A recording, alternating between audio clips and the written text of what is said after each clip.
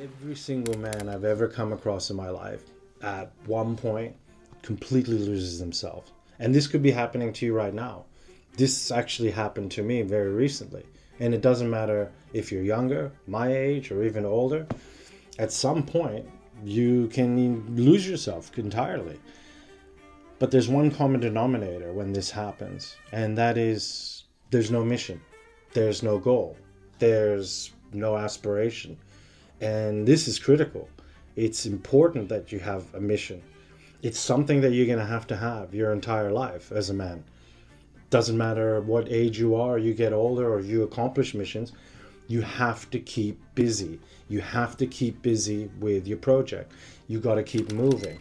And I'm going to be going later on into details of some very simple steps that you can take in order to find your mission and find your goals.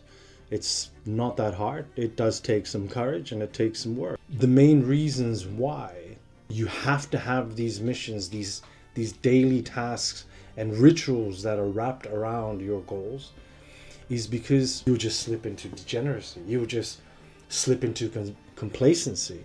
And those are two very dangerous zones. It's good to be comfortable, but to be complacent, it's like a pond, a stagnant pond that just rots and festers away. So you definitely want to flow like a river, and it's quite aesthetically pleasing, right? When you see a river flowing, but a stagnant pond, you don't want to get near. So make it your life's mission to pick up tasks, pick up projects that you work on almost religiously. I cannot stress that enough. Especially if you're in a situation where your life's kind of fallen apart, you're trying to build back all these things that you used to have, or just try to stabilize yourself. It's really important to pick up a project that you can work on. And if you're passionate about it, that's gold. That's an absolute gold mine. When you are passionate about what you're working towards, you've basically hit the duck's nuts. Why is it so critical for a man to have a mission, to have a goal? It's our default.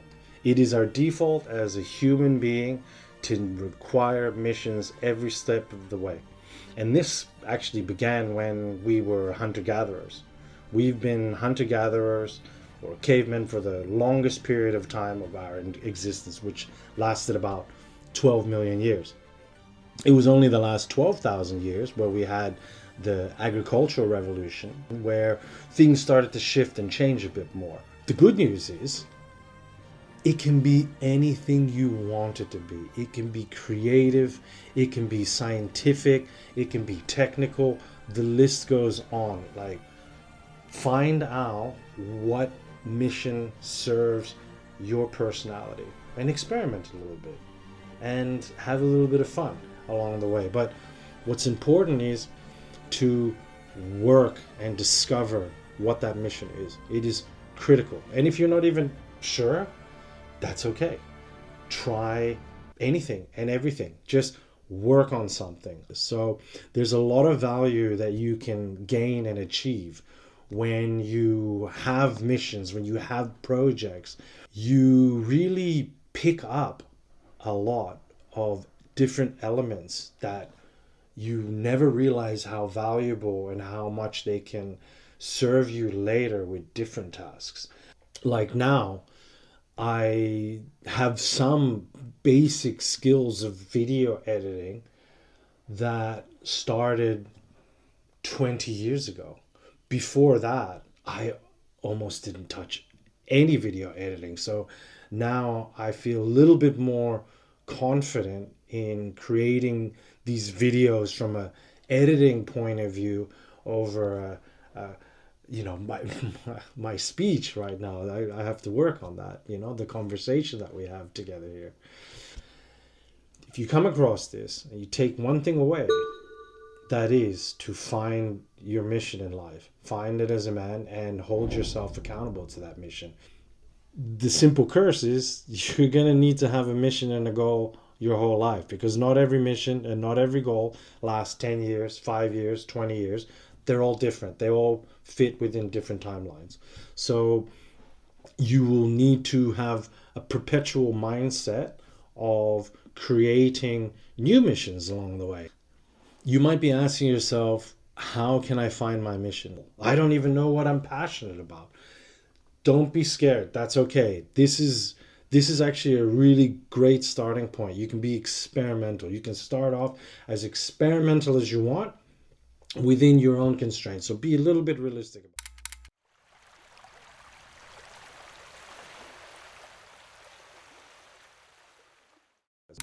The first step that you should take is follow your curiosity, not your passion. It's quite often people think they found their passion, just stumbled across it out of sheer luck, and that's not entirely true. Passion is often built, it's not found. So start with that. Start thinking about what you're curious with and let your mind slowly gravitate towards there. And don't be afraid to get a pen and jot things down as you go and write some ideas or type some ideas out, create a document. While you're doing that, while you're going on that mission journey, think, what can you create and what can you build? Those two things. I mean, essentially they're building, they're just a different variety of building. It can be physical, it can be digital, it can be technical, it doesn't matter. Take that idea, you can structure it, you can start planning it, you can wrap more things around it. It's a really good way to start navigating that curiosity and taking some external inputs and bringing them into your mind and researching them. So get creative, research, test your curiosity, have fun. Like, this is the fun stage of the mission. Be as messy as you want to begin with, but as you go, like a funnel, like you can have the fun and be messy up here. Start structuring as you go and funnel down. Once you get to that point, give yourself a 90-day challenge. This is the testing ground where you can hone in on the idea and put it into practice and start executing, take action. And to eliminate the stress, because I understand opportunity cost. Opportunity cost is real. If I do this, I can't do that. But don't make it a problem. Don't find yourself in choice paralysis in this journey. So take an easy step, make it a 90-day challenge. If you like it, if you love it, if your passion starts to flourish within it, that is a positive sign.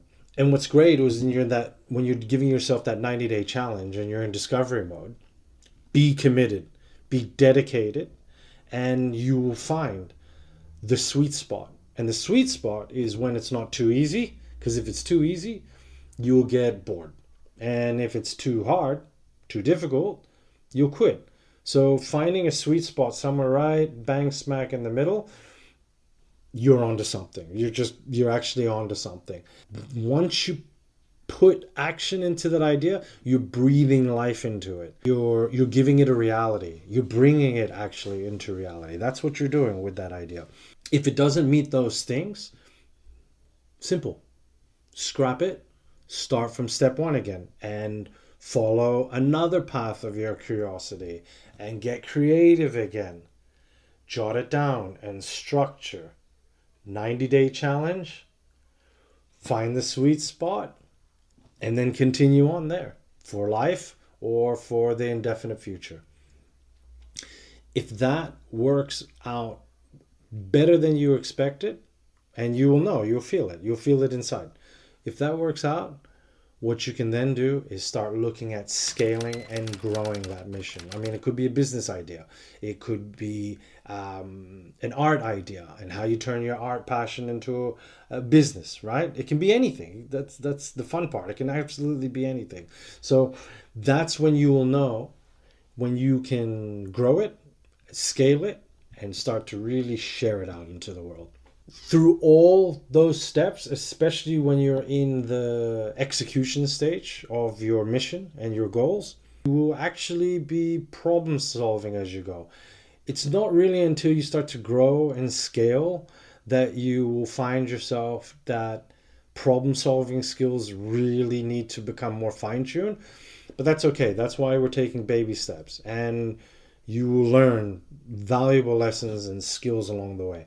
And you'll be surprised that maybe even in your 90-day challenge, if you even scrapped one of the ideas, you might be surprised. 5, 10 years later down the track, you find yourself in a situation where you go, oh, I actually learned how to do that. I know how to do that one thing. Okay, let's be real that some things will take a little bit more time to actually become more specialized in, but you'll be pleasantly surprised regardless, I guarantee you.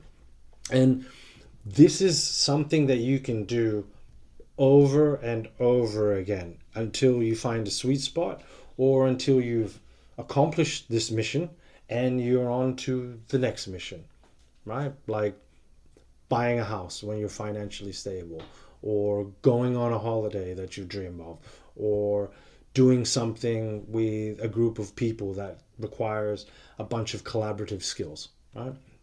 Anything. If you're new to my channel, I'm Eddie Bokma. I can't thank you enough for spending time with me on your busy schedule. I'm sure you've got lots of other things to do, from starting to build new missions and goals and aspirations. And if you're jumping on that journey now, I wish you all the luck and all the best. Make sure you keep going with that. I do have another video that you'll be able to see right here.